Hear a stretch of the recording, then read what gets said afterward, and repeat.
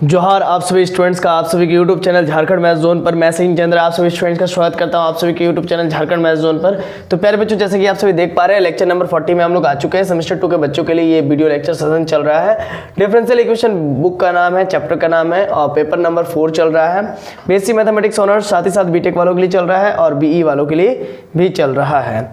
तो जैसा कि आप सभी देख पा रहे हैं, अब जो है कि हम लोग इक्वेशन सॉल्वेबल फॉर एक्स करने वाले हैं। इससे पहले हम लोग इक्वेशन सॉल्वेबल फॉर वाई कर रहे थे और first order and higher degree differential equation के बारे में हम लोग अभी डिस्कस कर रहे हैं और इसका क्वेश्चंस बना रहे हैं।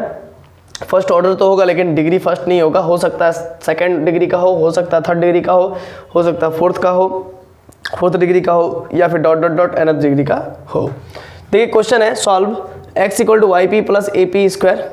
तो सॉल्यूशन कैसे करेंगे? तो गिवन डिफरेंशियल इक्वेशन इज लिख लेंगे पहले, x equal to Y P plus A P square, equation number 1 हो गया। अब इसके बाद क्या करेंगे कि differentiation both side with respect to x then we get लिखेंगे। इससे पहले आप जानते होंगे कि हमारा इक्वेशन सॉल्वेबल फॉर y होता था, ठीक है। तो जब इक्वेशन सॉल्वेबल फॉर y होता था तो उस केस में y जो है कि x और p का फंक्शन लिए होता था, मतलब तब जाके हम लोग कहते थे कि ये सॉल्वेबल फॉर y है। मतलब अगर y सॉल्वेबल फॉर y है तो उस केस में x और p का फंक्शन उसके RHS में होता था। अब जो है कि हम लोग सॉल्वेबल फॉर x कर रहे हैं तो x इक्वल टू मतलब x का जो ये होगा RHS में जो फंक्शन होगा वो y और p के फॉर्म में होगा, मतलब y और p का फंक्शन होगा। मतलब x इक्वल टू जिसके RHS में क्या होगा, किसका फंक्शन होगा, तो y और p का फंक्शन होगा चूंकि सॉल्वेबल फॉर x है।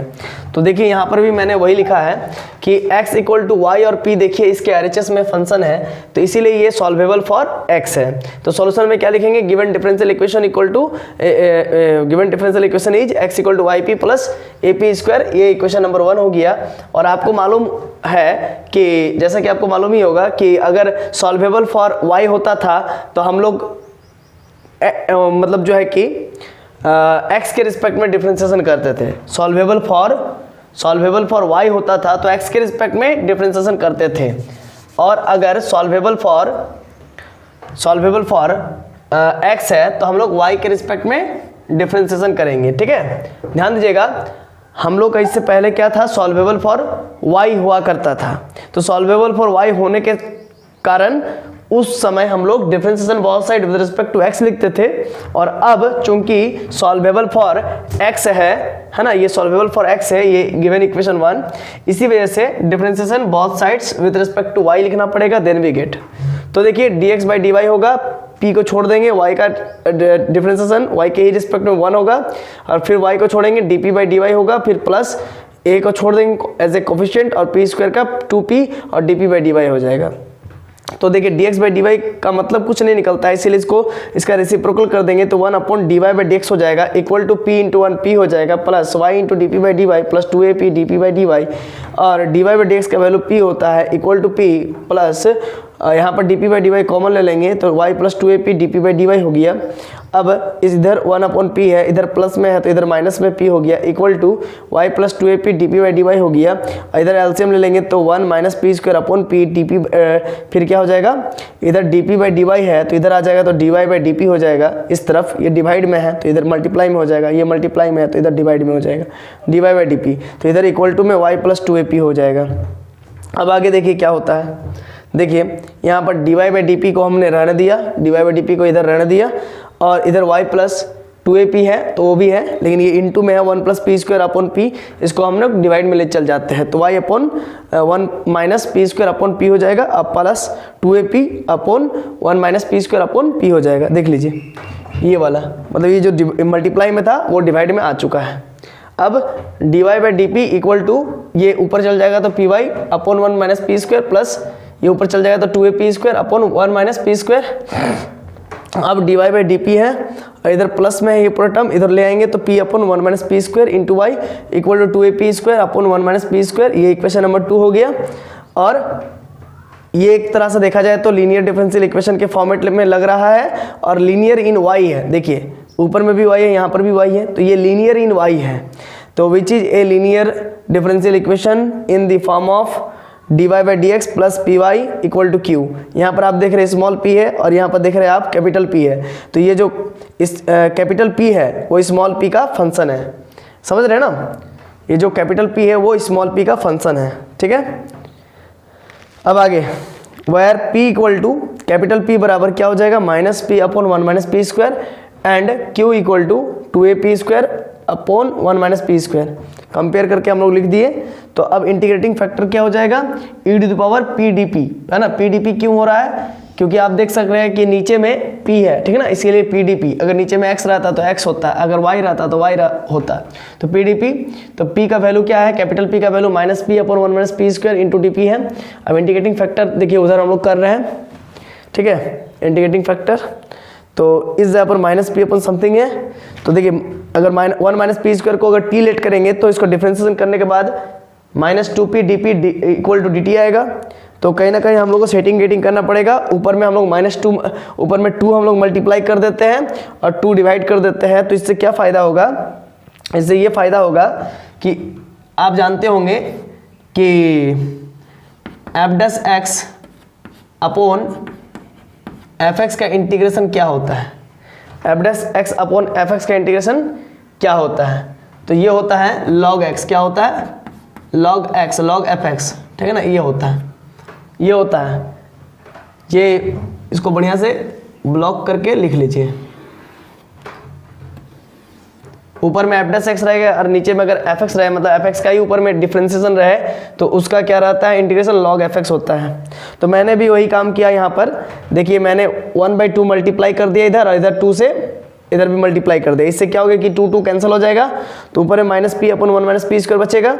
तो इधर 1/2 तो हो गया और देखिए नीचे में 1 माइनस पी स्क्वायर का डिफ्रेंसिएशन -2p ऊपर है। इसका मतलब यहाँ पर लॉग एफ एक्स होगा तो नीचे वाला पोर्शन टूट के ऊपर चल जाएगा तो लॉग 1 माइनस पी स्क्वायर हो जाएगा और इसका इंटीग्रेशन कंप्लीट। अब ये 1/2 उधर चल जाएगा तो रूट में चल जाएगा, है ना, क्योंकि 1/2 है तो लॉग का जो प्रॉपर्टी होता है उसके मदद से 1/2 1 माइनस पी स्क्वायर का पावर बन जाएगा। तो 1 माइनस पी स्क्वायर का पावर हाफ होगा तो उसका मतलब रूट होता है root 1 minus p square base में ई, तो ई कैंसिल तो बचेगा root under 1 minus p square. तो इंटीग्रेटिंग फैक्टर हम लोग को मिल गया root under 1 minus p square. अब क्या करेंगे, अब इसका सॉल्यूशन निकालना होगा। तो इंटीग्रेटिंग फैक्टर तो आ चुका है, अब सॉल्यूशन निकालने के लिए क्या करते हैं, तो now solution of equation 1 is, तो इक्वेशन 1 का सॉल्यूशन क्या होगा, ठीक है। लेकिन यहाँ पर हम लोग जान रहे हैं कि इक्वेशन 1 का ही सॉल्यूशन निकाल रहे हैं, ठीक है ना, लेकिन किसके मदद से निकाल रहे हैं ये ज़्यादा जरूरी है। तो ये डायरेक्ट हम लोग नहीं लिख सकते कि ये इक्वेशन 1 का सॉल्यूशन है, तो हम लोग को लिखना पड़ेगा कि ये है इक्वेशन 2 का सॉल्यूशन, ठीक है ना। तो ये किसका सॉल्यूशन है, तो इक्वेशन 2 का सॉल्यूशन है और फिर बाद में हम लोग लिखेंगे this is solution of equation 2, है ना। तो नाउ सॉल्यूशन ऑफ इक्वेशन 2, क्योंकि इक्वेशन 2 ही लीनियर डिफरेंशियल इक्वेशन के फॉर्म में है और y में लीनियर है, ठीक है ना। तो फार्मूला क्या होता है, y into integrating factor equal to q into integrating factor into d p plus c. देखिए क्या है, कैसे है, तो ऊपर में y था इसीलिए y into integrating factor equal to q तो रहेगा ही हमेशा, इंटू इंटीग्रेटिंग फैक्टर भी रहता ही हमेशा। नीचे में dp है तो इसीलिए उधर dp, अगर नीचे में dx रहता तो उधर dx होता, ठीक है ना, क्लियर है। अगर ऊपर में अगर y की जगह पर x रहता तो यहाँ पर x होता, ठीक है ना, समझ रहे ना। और जो यहाँ पर रहेगा वो यहाँ पर रहेगा, क्लियर है। और जो इस जगह पर रहेगा y की जगह पर वो यहाँ पर रहेगा। अगर यहाँ पर x रहता तो यहाँ पर x होता है, अगर यहाँ पर p है तो यहाँ पर p होता है ना। अगर यहाँ पर y रहता है तो यहाँ पर y रहता है dp की जगह पर। तो बस यही सब पूरा मैटर काम करता है। अब इसका हम लोग को क्या करना है, इक्वेशन 2 का सॉल्यूशन बनाना है। तो मैं इस पोर्शन को इरेज करता हूँ, इसके बाद फिर आगे करता हूँ। तो आप पहले इसको स्क्रीनशॉट ले लीजिए फिर आगे बढ़ाते हैं। तो चलिए अब आगे की ओर मूव करते हैं। देखिए वहाँ से y इंटू इंटीग्रेटिंग फैक्टर का value root under 1 minus p square equal to फिर q का value 2a p square upon 1 minus p square into q का वैल्यू था ना, देखिए यहाँ से इसको रख दिया मैंने और into integrating factor root under 1 minus p square into d p plus सी। अब इसको एज इट इज उतार दिए equal to 2a p square और ये देखिए 1 माइनस पी स्क्वायर है तो इसको हम लोग लिख सकते हैं root under 1 minus p square into root under 1 minus p square. तो एक root under 1 minus p square से एक root under 1 minus p square कटेगा तो नीचे में root under 1 minus p square सिर्फ बचेगा प्लस का सी। 2a बाहर निकला p square upon root under 1 minus p square into d p plus सी।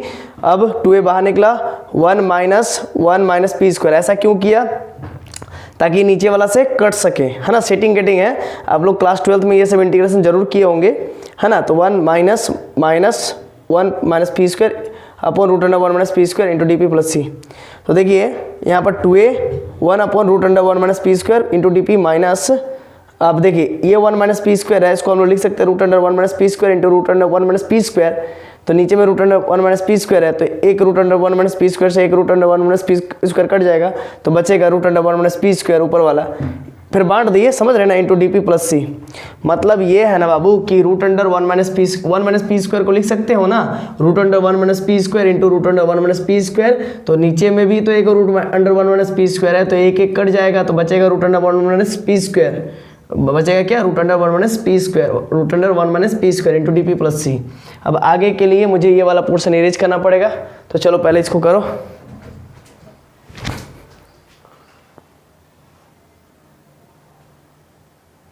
तो चलिए अब आगे की ओर बढ़ते हैं। देखिए यहाँ तक तो ठीक था, लेकिन मैंने यहाँ पर ब्रैकेट नहीं लगाया था, तो इसीलिए ब्रैकेट लगा लीजिए।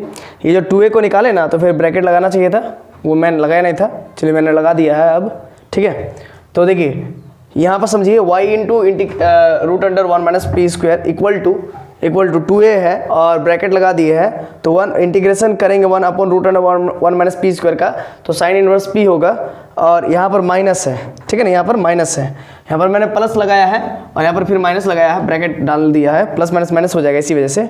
और integration of root under 1 minus, यहाँ पर जगह नहीं ना था, इसीलिए मैंने इसको यहाँ पर लिखा, फिर माइनस, फिर यहाँ पर कर्ली ब्रैकेट लगा करके इसका जो इंटीग्रेशन होता है root under 1 minus p square का, वो होता है, जैसे आपको मालूम होगा कि root under 1 minus x square का क्या होता है, तो x root under 1 minus p x square upon 2, तो इसीलिए p root under 1 minus p square upon 2, और फिर प्लस 1/2, फिर साइन इनवर्स p इसका इसी का होता है, फिर कर्ली ब्रैकेट क्लोज, फिर बड़ी ब्रैकेट मतलब स्क्वायर ब्रैकेट प्लस c।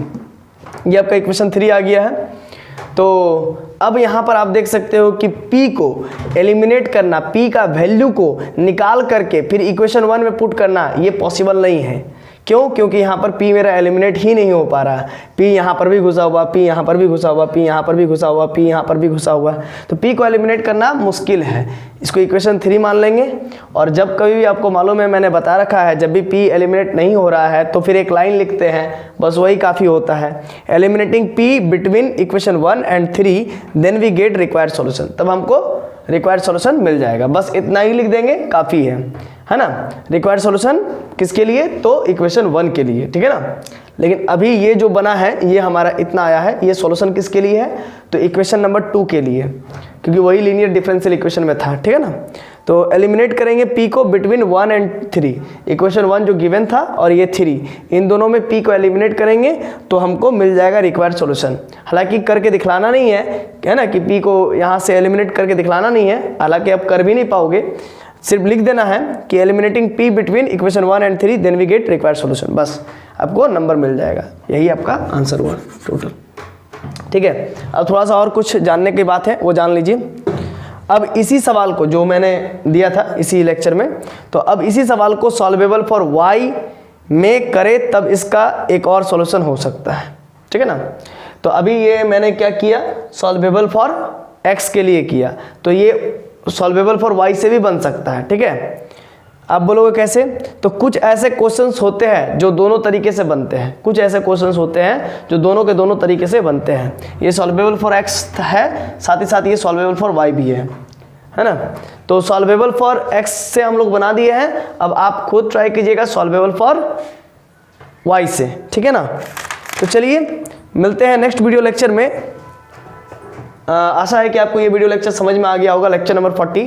तो चलते हैं, चलिए मिलते हैं नेक्स्ट वीडियो लेक्चर में, लेक्चर नंबर 41 में। तब तक के लिए जोहार, खुश रहिए, आबाद रहिए, पढ़ते रहिए, धन्यवाद।